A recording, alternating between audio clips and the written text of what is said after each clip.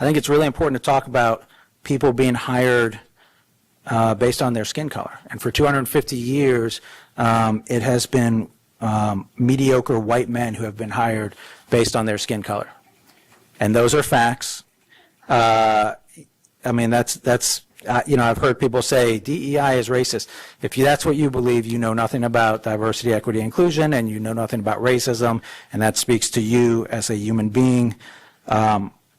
Within Wake County, how does that impact the school system? It's ensuring diversity, equity, and inclusion ensures that our kids who need more help get more help. It ensures that kids, our black and brown kids who have not had the same educational opportunities over the course of the 249 years of this country, get those opportunities. And it's without lowering standards.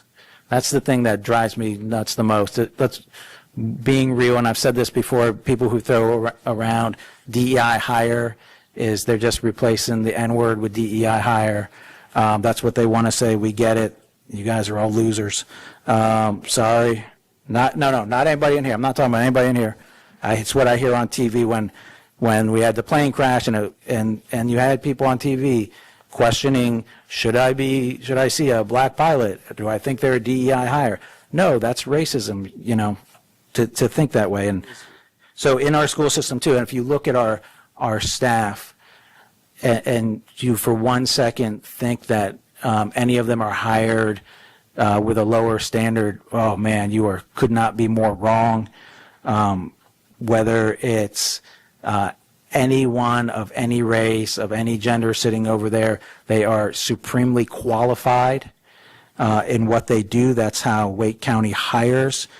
They look for the best and the brightest, and we are not lowering standards. It's insulting to put that on any public education. I mean, we got vacancies, so we're not turning away people because they're white. That's one of the dumbest things I've ever heard. Sorry, I feel like it's my job as a slightly better than mediocre white guy to say this. And let me say lastly, why it's important. There was a person hired in this administration. He's the Undersecretary for Public Diplomacy and Public Affairs. His name is Darren Beatty. He wrote, this is him saying, competent white men must be in charge if you want things to work. And he goes on to say, I don't have the quote in front of me, I'm not going to get in trouble and pull my phone out. But he said, he said the problem with this country is that we, play too much to women. He included women and minorities, and we should not do that. So for those of you that think DEI excludes white women, it does not. Those mediocre white men don't want anything to do with you either.